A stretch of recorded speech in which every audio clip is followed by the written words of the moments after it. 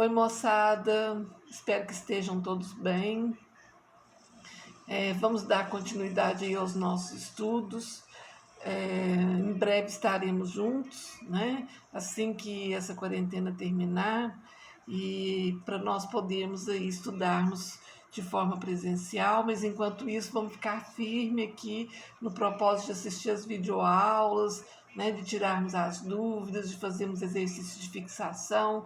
Inclusive, na nossa próxima aula de segunda-feira, eu venho com alguns exercícios de fixação desses conteúdos anteriores, que já são muitos, né? E então, moçada, contem comigo para qualquer coisa que vocês precisarem, tá? Bom, moçada, na nossa última aula nós falamos sobre jurisprudência, né? Hoje o nosso tema é doutrina jurídica.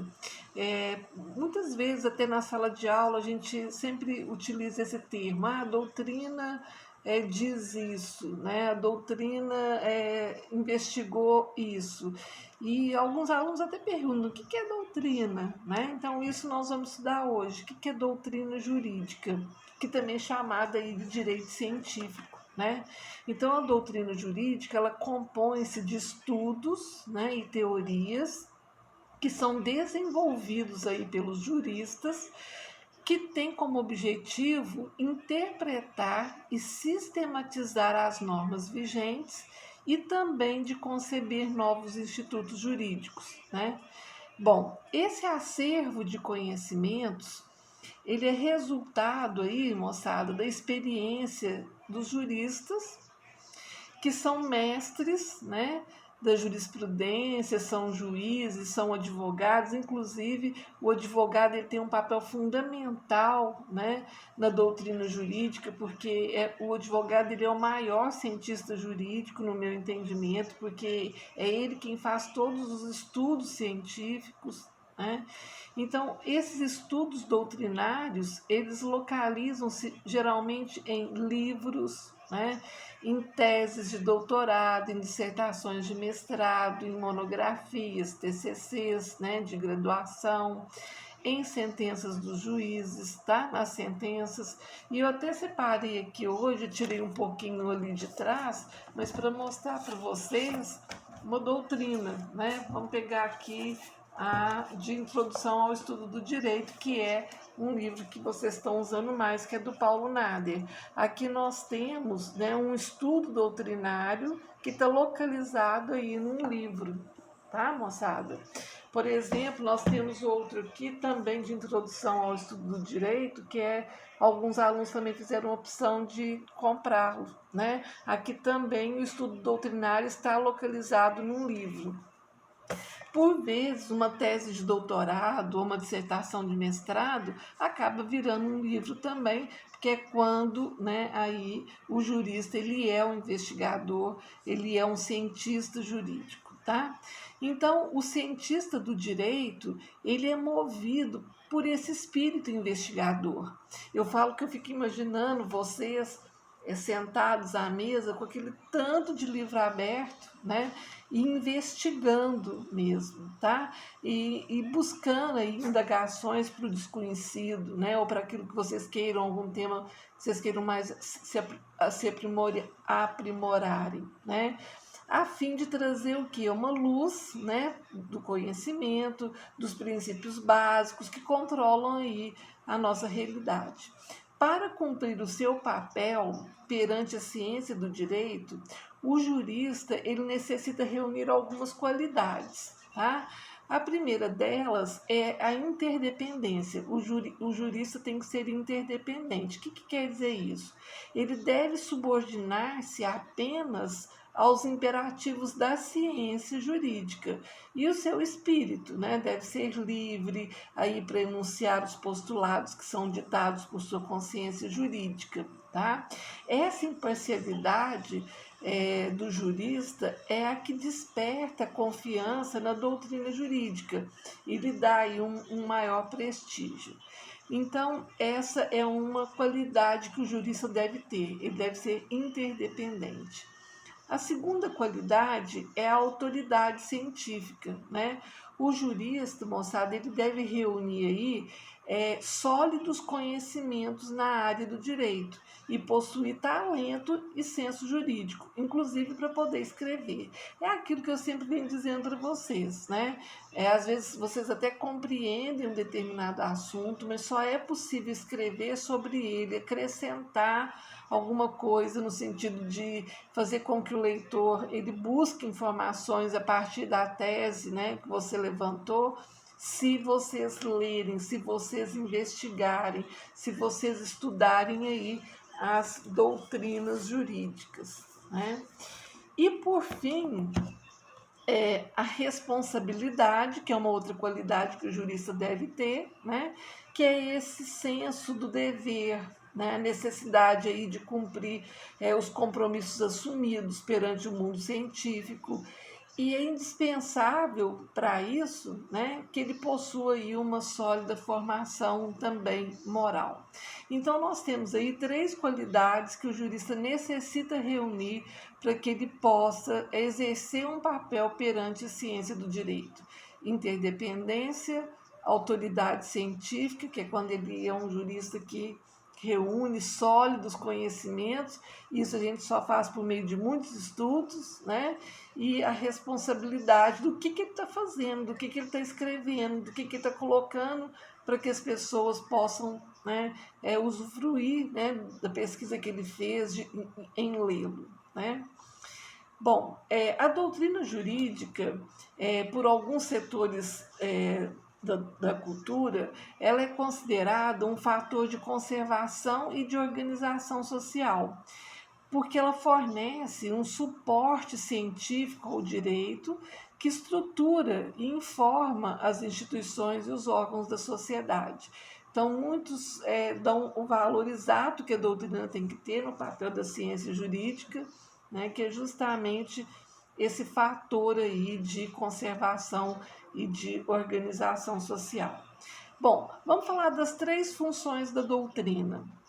A atividade desenvolvida pelos juristas, ela se revela em 3 direções: na formação das leis, no processo de interpretação do direito positivo e na crítica aos institutos vigentes. Vamos falar com calma para vocês entenderem. Primeiro é a atividade criadora, né? Para acompanhar essa dinâmica aí da vida social, o direito ele tem que evoluir mediante a criação de novos princípios e formas. Nós já comentamos isso, né? O direito ele acompanha aí com a criação de novos institutos jurídicos, ele acompanha as necessidades e as ansiedades aí dos cidadãos brasileiros. Esse aperfeiçoamento permanente, né, da ordem jurídica decorre do trabalho dos juristas. Então, é a doutrina que introduz os novos conceitos, as teorias e os institutos no mundo jurídico. As inovações, elas devem ser estudadas com a prudência necessária para que não caiam em erro e façam aí com que aquele que está buscando naquela doutrina toda a sua fundamentação de direito, né, não caia num erro. Então, por isso que a gente fala que o jurista tem que ter muita responsabilidade na hora de escrever alguma coisa, porque como a doutrina vai ser utilizada, né, para fundamentar o próprio direito, então é preciso de muita responsabilidade na hora de escrever, para não escrever coisas que não são verdadeiras ou que são criações da própria mente do jurista, que não tem como base uma base investigativa científica. Só para fazer um parênteses aqui, acho que eu comentei com vocês que a petição inicial, depois vocês vão ver com calma, ela tem alguns requisitos que necessariamente precisam conter, né, na petição, que estão no Código de Processo Civil, vocês vão ver com calma depois, que começa com o endereçamento ao juiz, né? Depois a qualificação das partes, autor e réu, depois você conta o fato ao juiz, o que aconteceu na lide, no conflito entre o autor e o réu, e por fim nós temos fundamentos.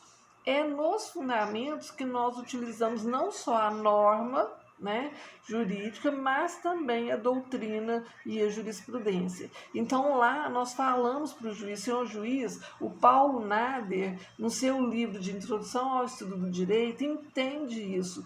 Isso colabora, né, para que a gente possa fundamentar bem o direito aí que nós estamos mostrando para o juiz, né? Bom, a segunda função é a função prática da doutrina. Ao desenvolver estudos sobre o direito positivo, né, os juristas eles lidam aí com uma grande quantidade de normas jurídicas e inúmeros textos normativos, né? Então, para analisar as regras vigentes, o jurista ele precisa desenvolver, né, um trabalho prévio de sistematização, reunindo o conjunto de disposições relativas ao assunto da sua pesquisa. Então, sistematizando o direito, ele desenvolve um trabalho melhor para interpretar, né, esse direito e revelar o sentido e o alcance das disposições legais. Então, às vezes eu vou, por exemplo, estudar sobre o direito à minha liberdade de expressão. Eu tenho aí na internet. Eu tenho, por exemplo, o Marco Civil da Internet, que trata sobre isso, e algumas leis esparsas. Eu pego todas essas leis, o Marco Civil da Internet, pego a Constituição. Então, eu faço um trabalho prévio de sistematização. Eu vou reunir todos essas disposições que são relativas ao assunto da minha pesquisa para que possa me dar um embasamento melhor. E, por fim, a atividade crítica, né? Que diante da ordem jurídica, o papel dos juristas não se limita a definir a mensagem contida aí nos mandamentos do direito. Ele não deve apenas dizer o direito vigente, né, o que está previsto lá.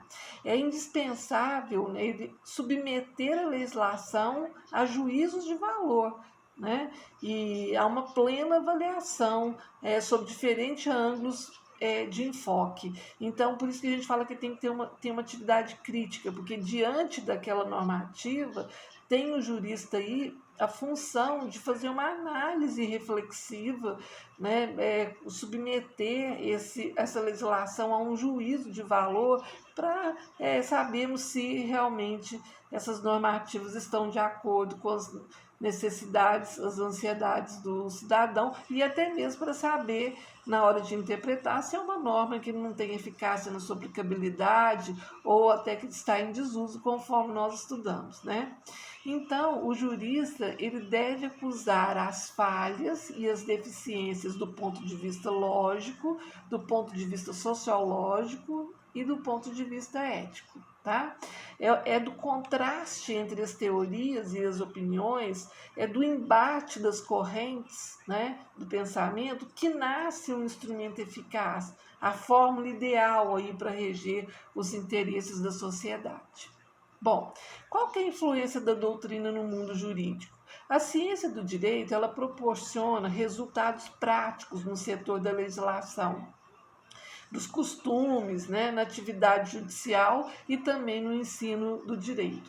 A doutrina ela se desenvolve apenas no plano teórico, tá? Oferecendo valiosos subsídios aí ao legislador, né?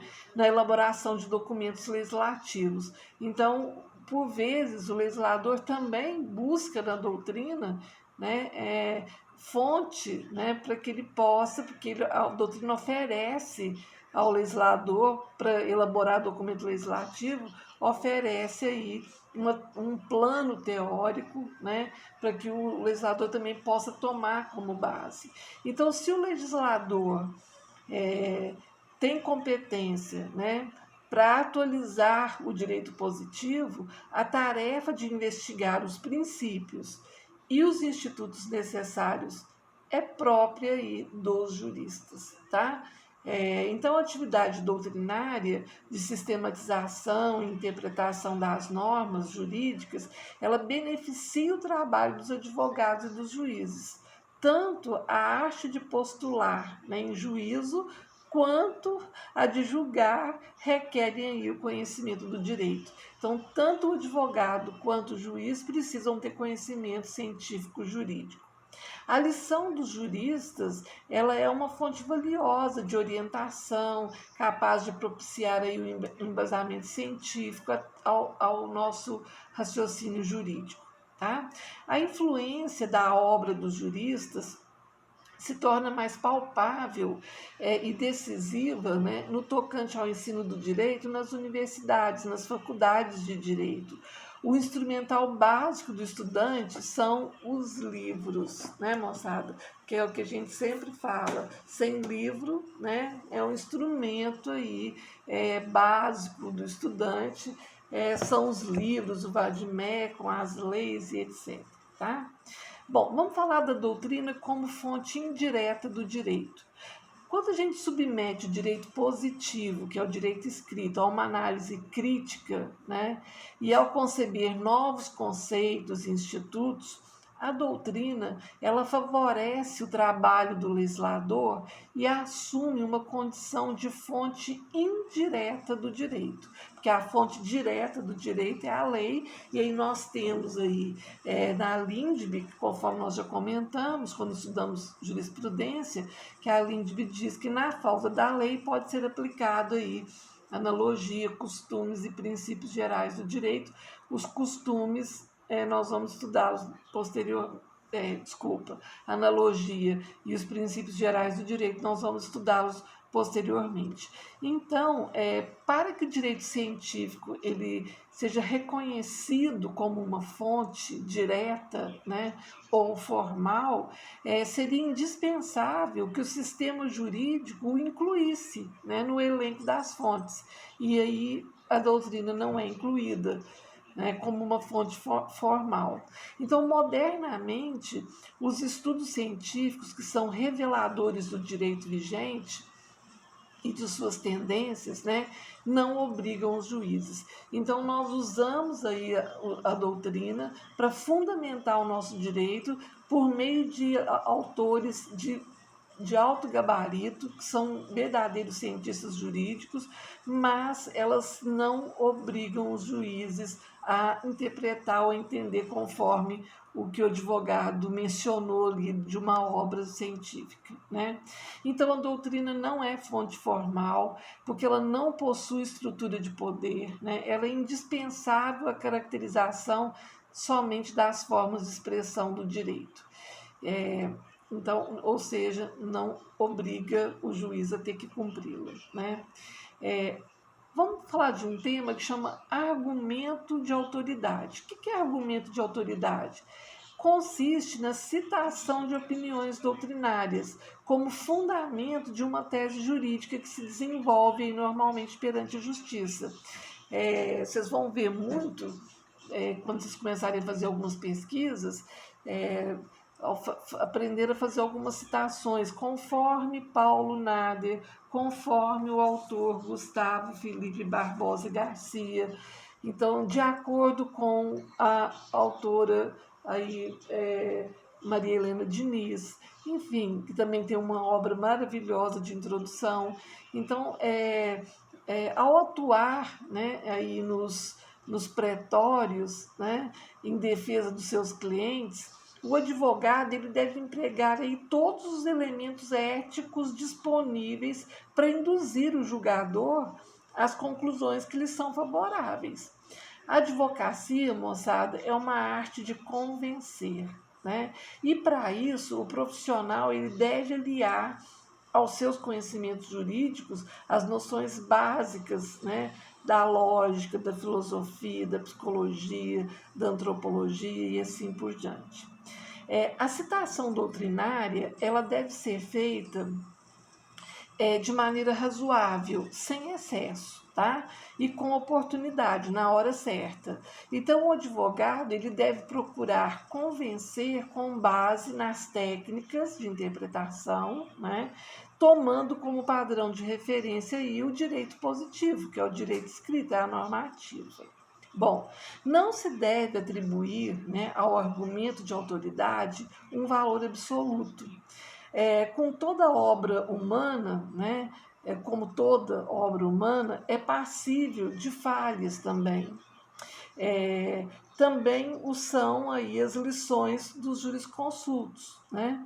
Então não é incomum a gente ver um autor de uma edição para outra da sua obra modificar o seu entendimento aí quanto à matéria controvertida em direito.